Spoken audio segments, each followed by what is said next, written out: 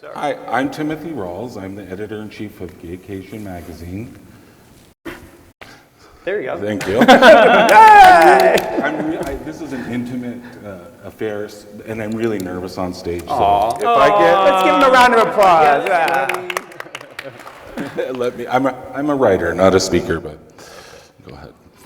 I'm DJ Doran. I'm the CEO of Equalitus Media and the publisher of Gaycation magazine. Out Voices, the CEO of I know, it's really loud. of Gay Travel Business Network, the Equalitus Content Creators Conference, and several other things. He's fine. He's got you. I'm Ed Salvato, and I have almost nothing to do with Gaycation magazine until this very moment in time, but you may remember me as an editor-in-chief of Out Traveler magazine, which is the last magazine. Oh, no, Man About World. But I guess I can speak to some gay travel. And that's exactly why we did this. It was going to be just one person speaking, but then we thought, you know what, there's so much depth of knowledge in this space in the room. So DJ, let's start with you. Explain the history of Gaycation and how it came to be part of Equalitus. It's an interesting story. As you can probably tell, I'm not a millennial.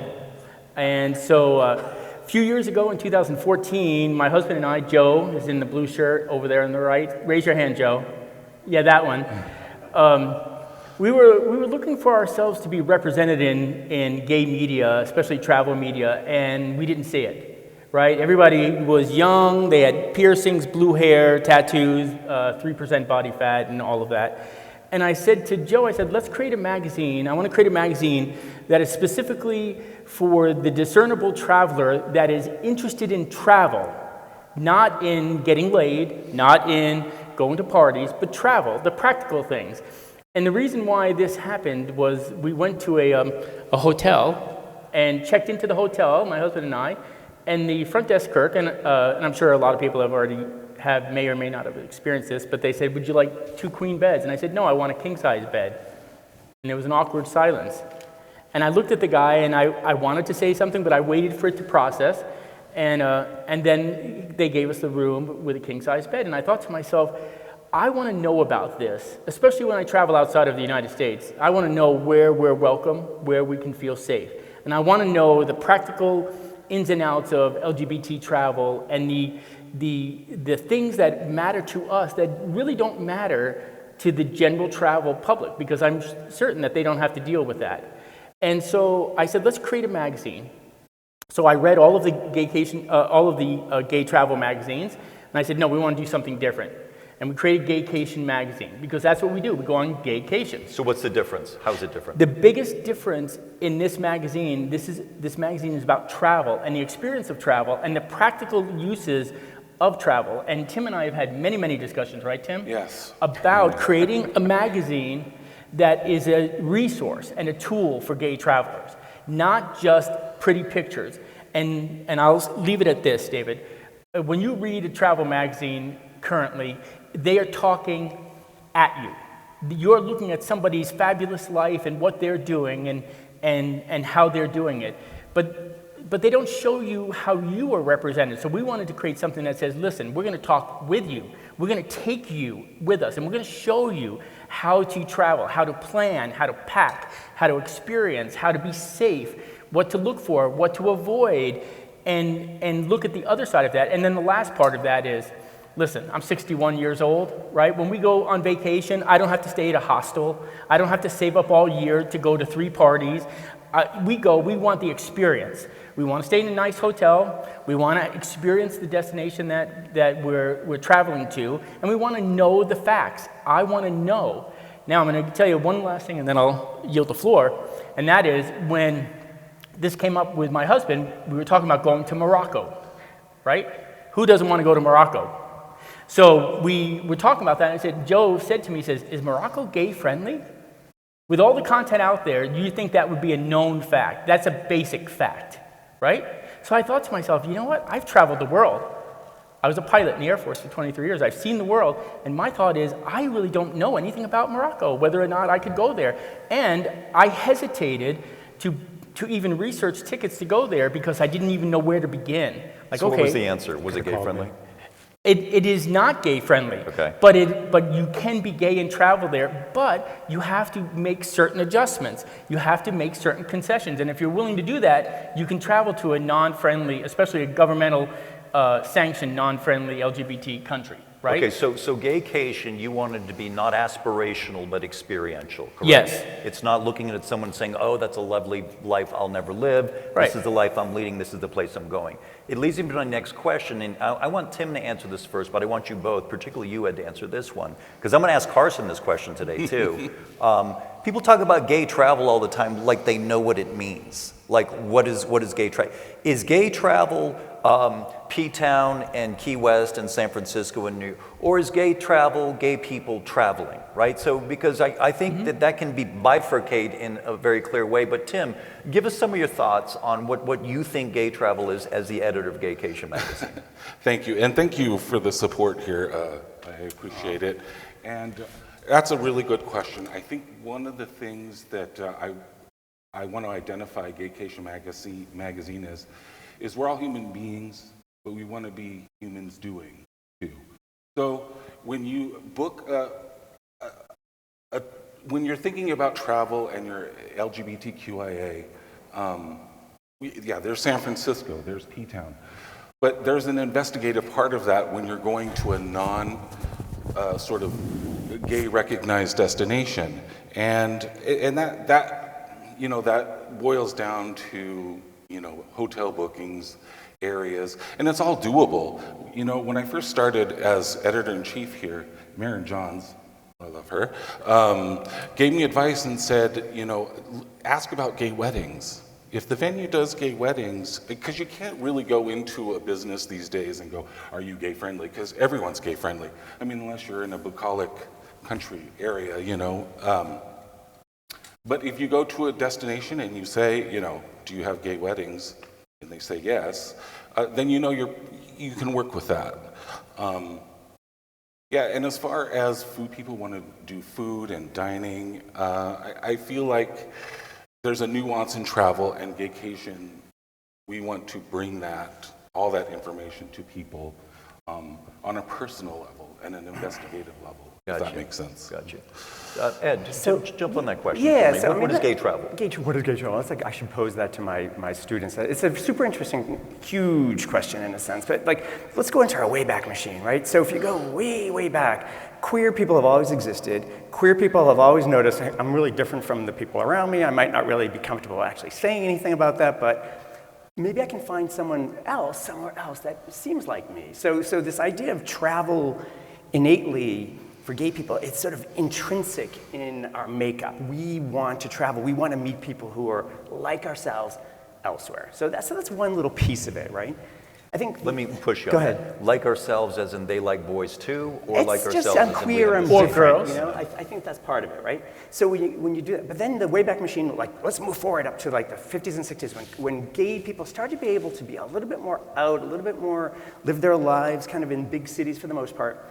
Then they started to travel a little bit, and then gay travel content providers kind of came up, and gay travel sort of and I use the word gay because it was mostly gay men who were sort of a little bit more out, although all people of all complexions and all gender identities and everything were traveling and trying to keep safe. So where could I go as a gay man from Iowa or even New York and just go someplace safely? And this is where some of those destinations kind of started coming up. Fire Island, Cape Cod, Provincetown, San Francisco, Key West. Note, always very far away, always hard to get to, kind of easy to be alone and protected. So it's all about safety. And so gay travel then evolved until today when you think, oh, everyone can travel safely, but no.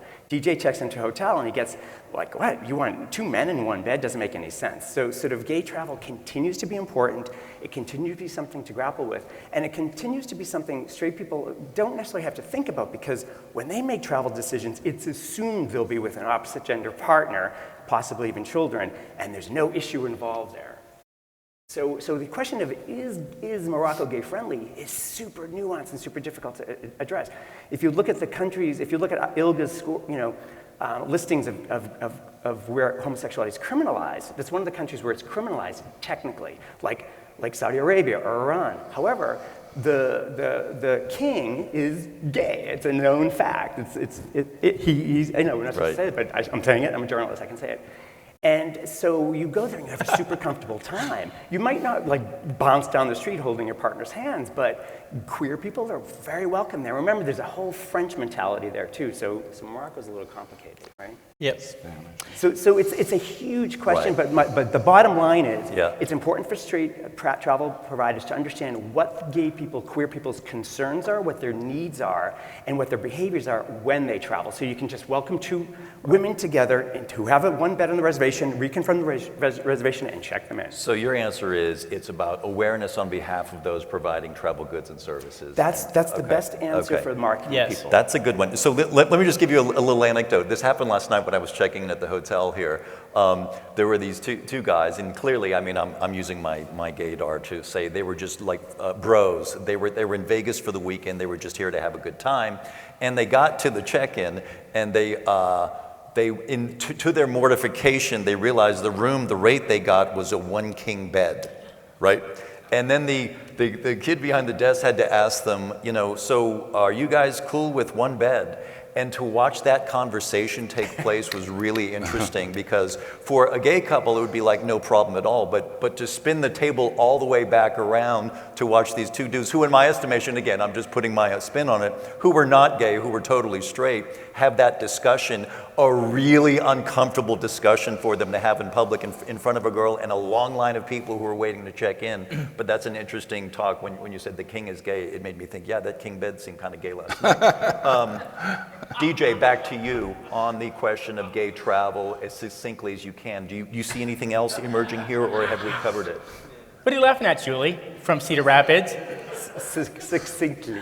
Yes, I'm sorry, what was your question again? No, I'm saying, do you have anything else to add to what has been mapped out as the difference between gay travel and gays traveling? No, I will tell you that the whole bed thing happened to me last night here when we checked in. So they gave us, I reserved the king room, and the kid, who looked like Oliver from the Brady Bunch, if any of you remember that. You do, Pony, you're right. Oliver. Thank you, Pony. That's why I like you already. Wow. He gave us 2 queen-size beds, and I said, no, I want a king-size bed. And he just looked at me, and then I said, but I also want a renovated room. And I said, I want a high floor with a view. And fresh flowers. And Joe was like, as Joe always does when we check into a hotel, he just closes his eyes and goes to his happy place. Safe place. Yeah. Yeah, and that's exactly what we got. And just as a side note, thank God we did because of snoring, and that's a whole other story. Were you pleased with that experience? Yeah, it was fine. He was more awkward than I was. What, that he was more awkward? Oh, well, okay. But, I think it is true. This is one thing that Ed said that I think I want to drive home, is that we have unique experiences when we travel. Right? We want to see ourselves represented. And I challenge all of you, go to any travel magazine right now and see how many people you see in those magazines that look like me, or Ed, or David, maybe you. But we're not represented. We're the ones with the money. We're the ones that travel. We spend when we travel. So I recognized that there wasn't anything represented there. So I want Gaycation, and I told Tim I wanted Gaycation to be a useful tool for people like me who want to travel and have the resources to travel, to go to Gaycation's website, social media, or the magazine and find out real information. So let me push that one step further, because I think we might be talking at cross purposes, but when I see advertisements aimed at LGBTQ+, I feel like most of the time I see too much of me.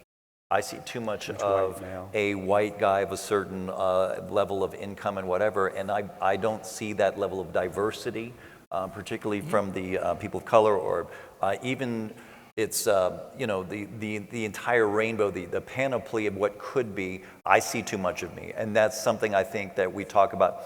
And I think why this is important to this group, and why I think it's interesting to this group, is who's at the first table here. We have Cedar Rapids here. And when you think of gay destinations, you generally don't think of places like Cedar Rapids. Am I incorrect in saying that?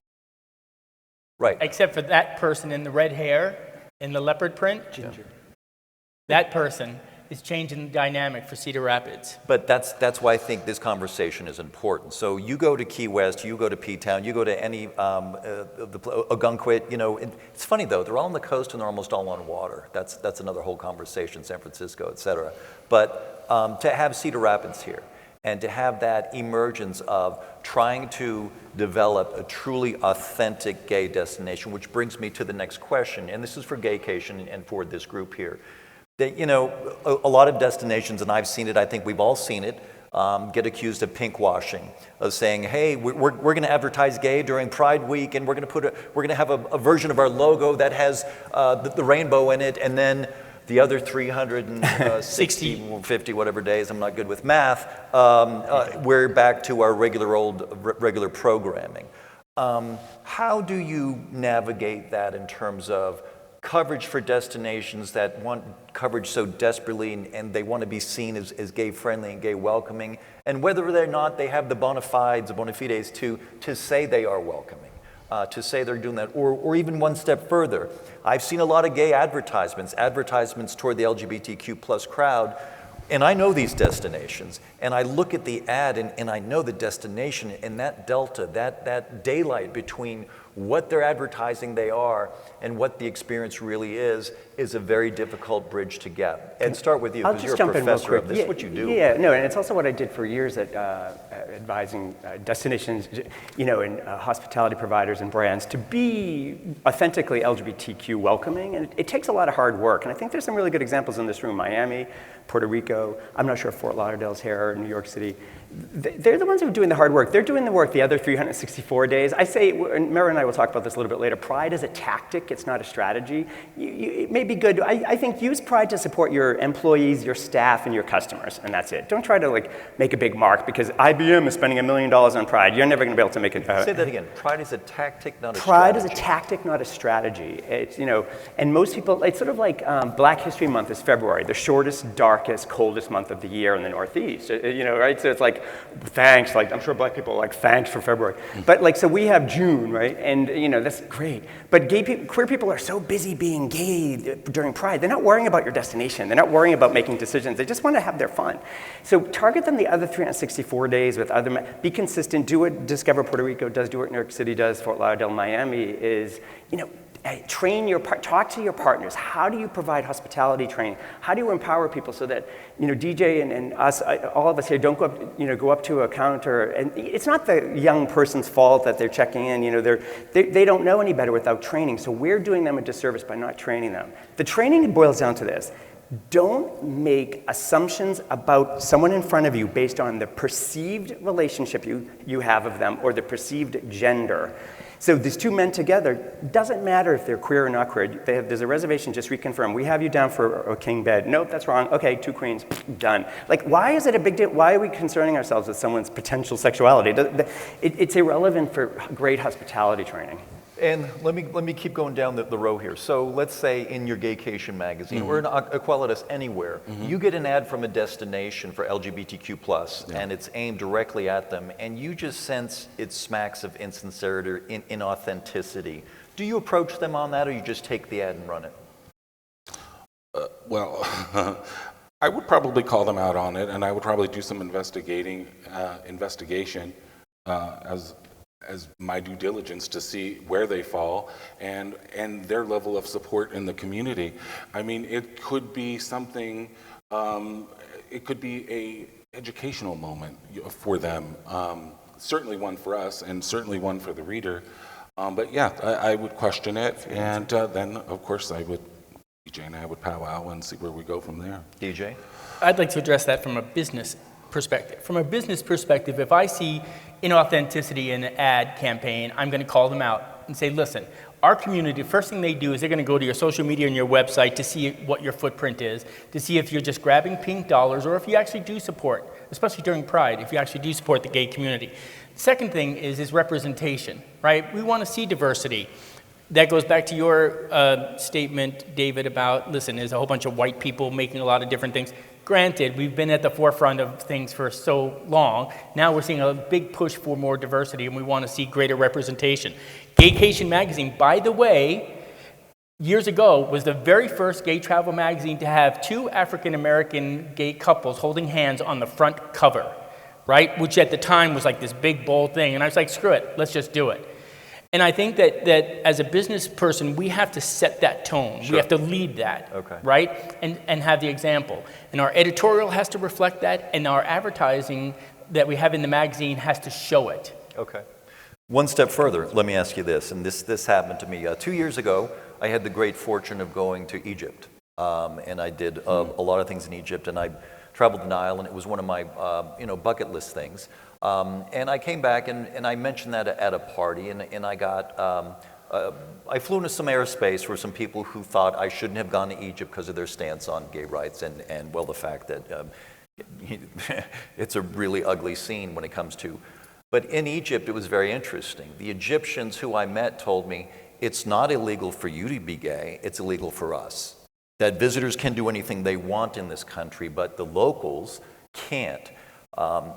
Let's go back down that rabbit hole we were just in, but if a place like Egypt were to want to advertise, or how does one responsibly cover Egypt from a space of a tourism writer who is writing about LGBT tourism? Do we not cover it? Is it a de facto boycott of the destination, or do we say what I just said, where the locals say it's okay for you to be gay, not us? Ed, let's start with you. It's an awesome subject, and as queer people, we have the right and I'd say the duty to go everywhere in the whole wide world we want to go, but we have to be mindful that when we travel, especially gay white men, we travel with a great deal of privilege, and we don't know, who we're potentially introducing risk to when we're traveling to some place like Egypt. You don't want to get on Grindr and start meeting people and all this kind of stuff, because you'll waltz out of that destination, but there could be repercussions for people who are in those destinations. So just be super mindful of that. I'm not a believer in boycotting destinations at all. I think either. If that's your choice, you do it, have at it. All right, would you take an ad from them? Yes.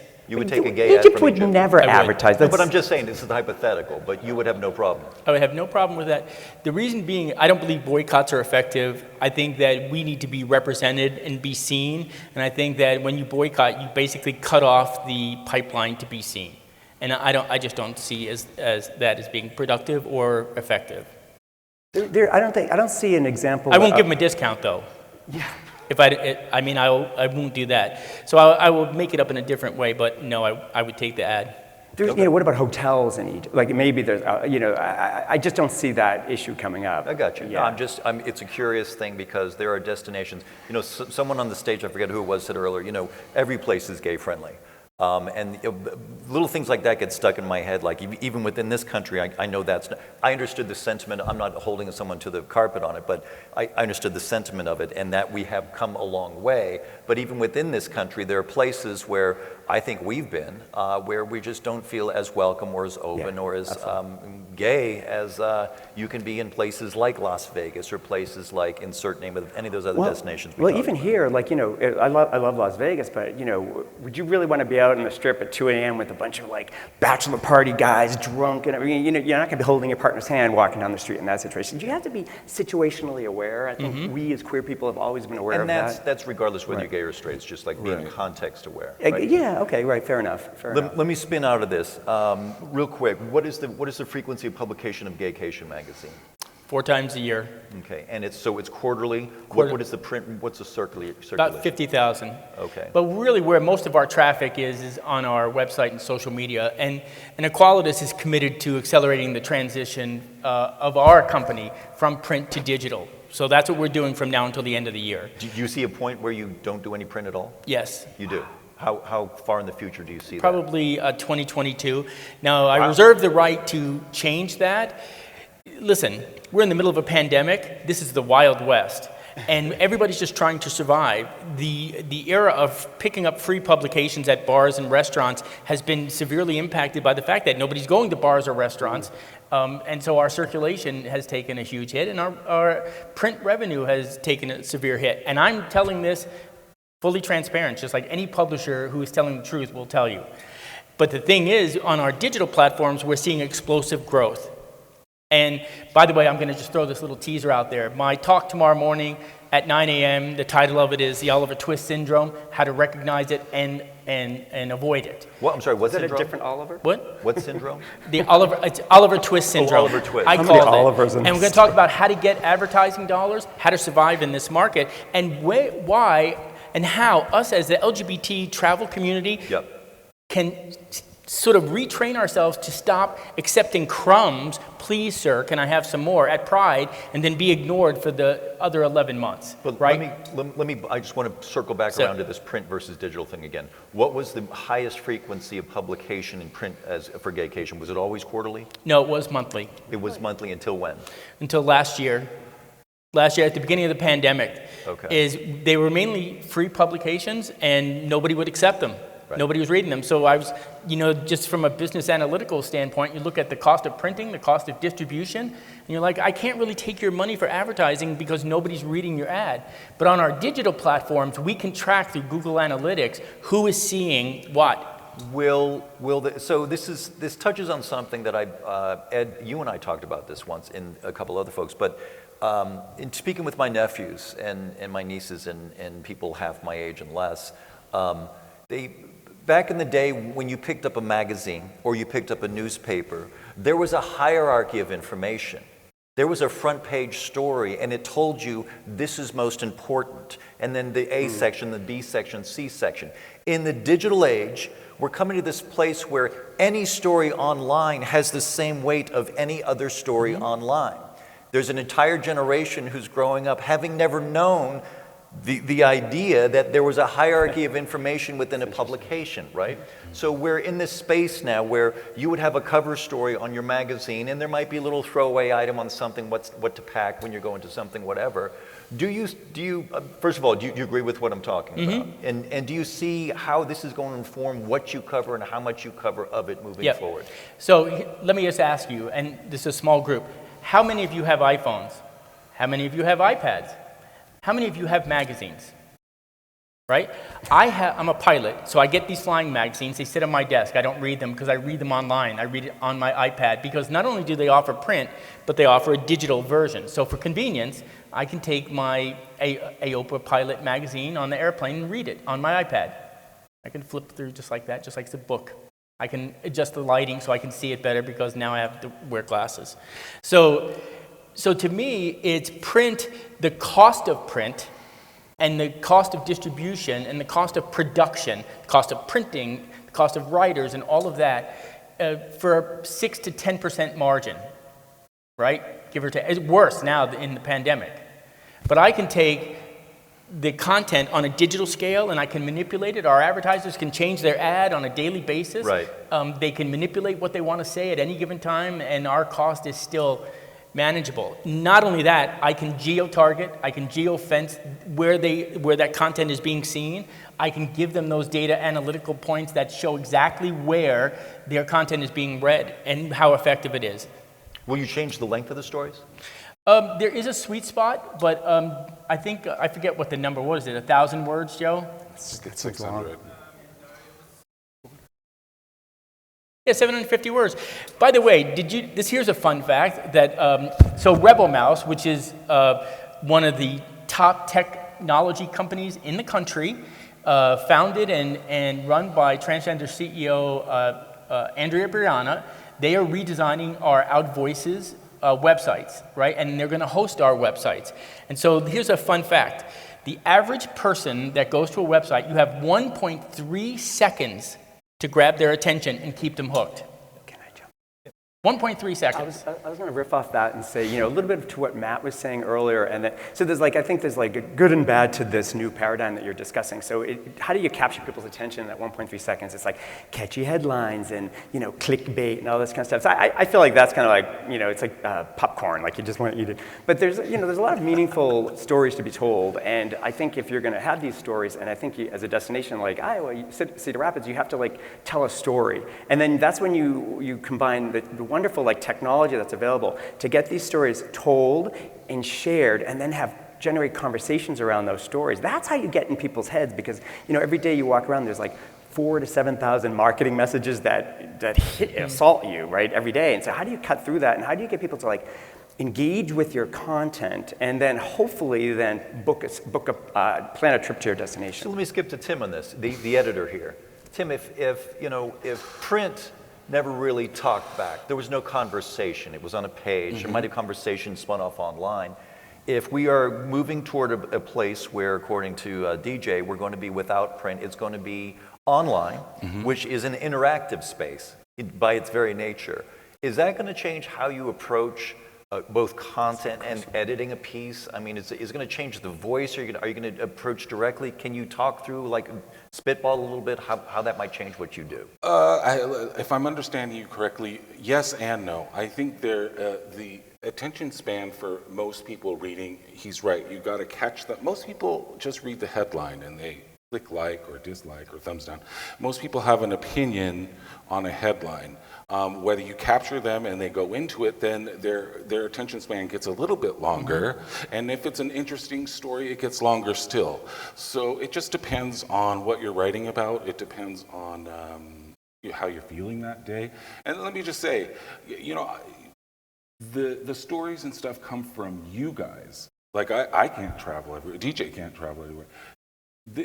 The travel stories and all of your experiences come from you.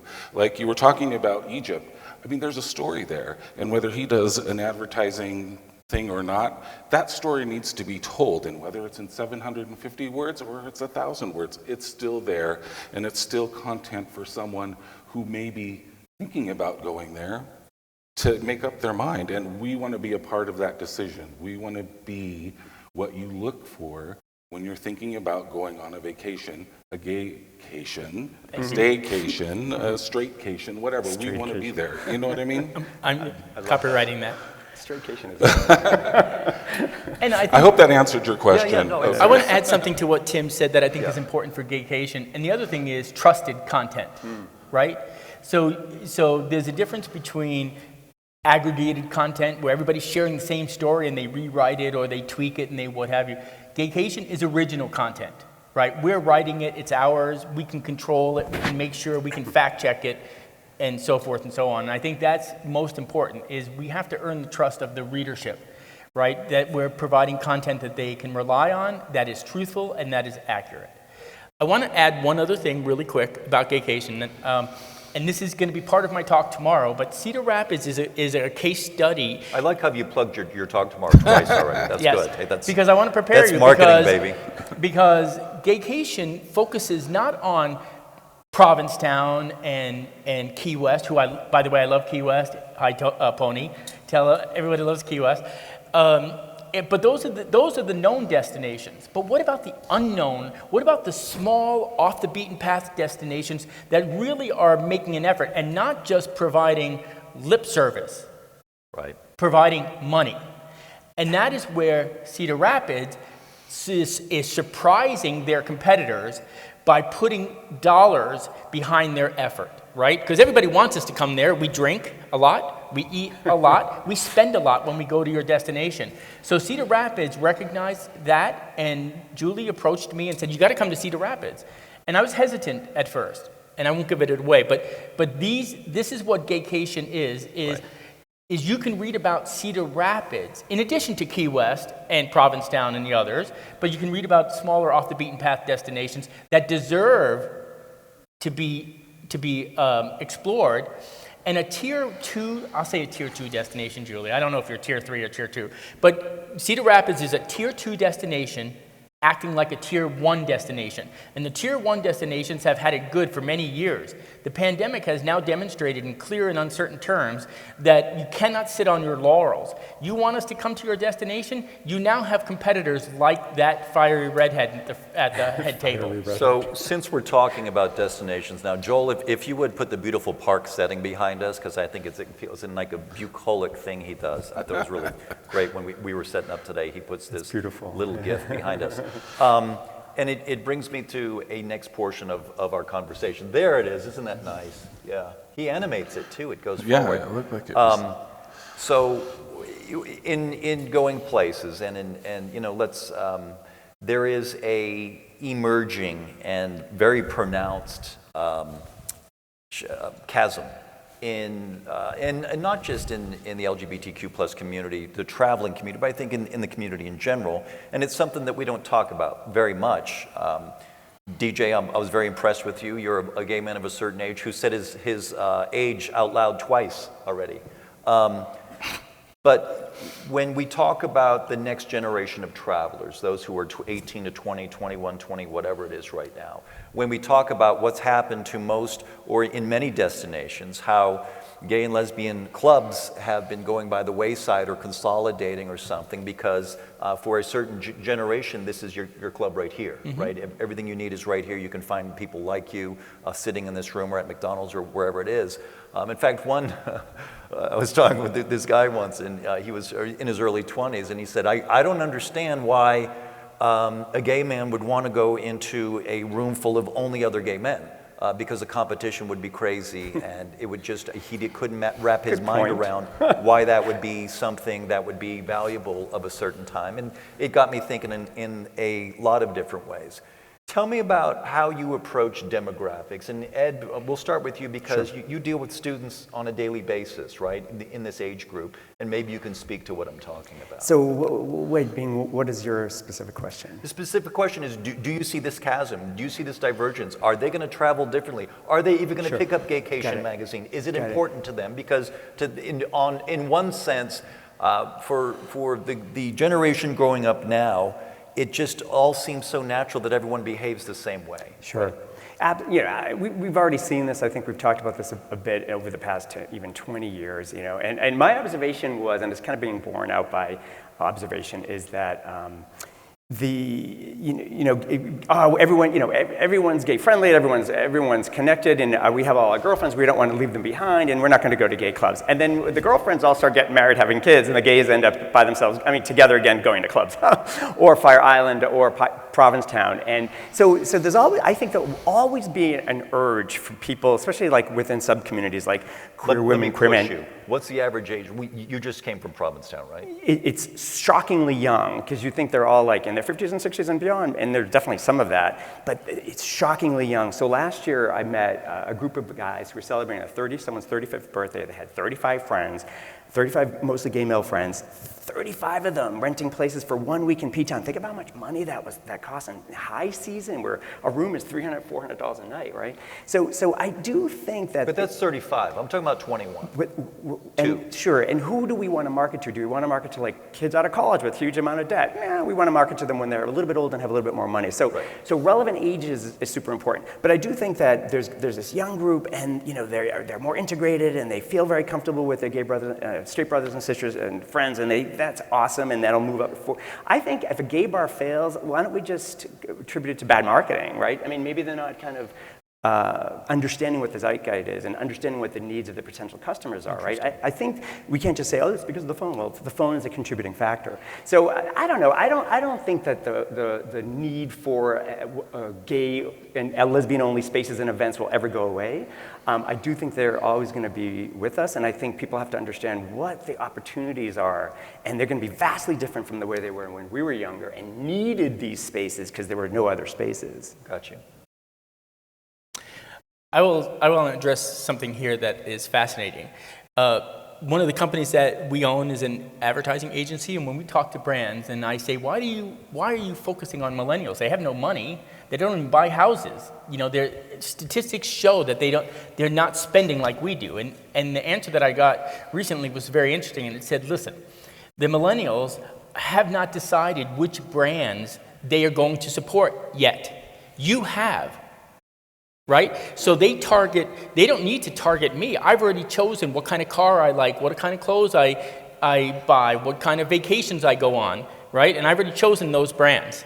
But Joe Millennial hasn't. So that's why they target millennials, right? I think that, to your point, David, I think that the younger people coming up behind us, have a different need. They're not operating in the space that we grew up in, where we were closeted and we, had to be very cognizant of all that. They're much more freer now. Gotcha. Look at the statistics. They can, a lot of people identify as some form of the spectrum. I think that Gaycation has to not only appeal to us, my generation, because we want real information, but they also have to show a pathway where younger people can feel included and represented, by the way, right? So it is Gaycation magazine, but we want to include in that content lesbian. Matt was talking about that this morning. It's important to see, they have to see themselves, not just people like me. I bristle a little bit because I say I want to see a proportionate amount of me and other things. I don't want it to be heavy one way or another. And I think that that is where Tim's editorial focus is. Number one is providing good information and valuable information. Number two, having a balanced representation. And that is a balancing act of the highest order. Yes. Right? Always. I mean, how do you achieve that? Because let's say and we'll choose 2 or 3 people out in this crowd and bring them up here, and if they want the same thing, right? Enough of them, but not too much of others. And I mean, that's the holy grail in terms of advertising marketing. That's the dance. In and outside the LGBTQ plus space. I'm saying in general, people like to see themselves, but not too much of themselves, or the aspirational version of themselves that they think they are. Which would explain a lot of marketing. I might jump in and say Dan Rios' group and Miami CVB is doing a really good job with that, showing like in involving the local community. I think it's a very interesting. I would check out their website. That, and I'm just through at IGLTA what Fort Lauderdale is doing with the trans community. That's and DJ and I had a conversation about that too, and we'll continue these conversations throughout the afternoon. I'd like to thank this group because we just decided at the last minute, let's just make this a group discussion instead. We've only got 1 minute left. But Tim, did you have any wrap-up thoughts? We'll go down the row here. I guess, yeah. The bottom line is Gaycation can be fun and it can be informative. It can range from an age group from 18 to, what'd you say, 52?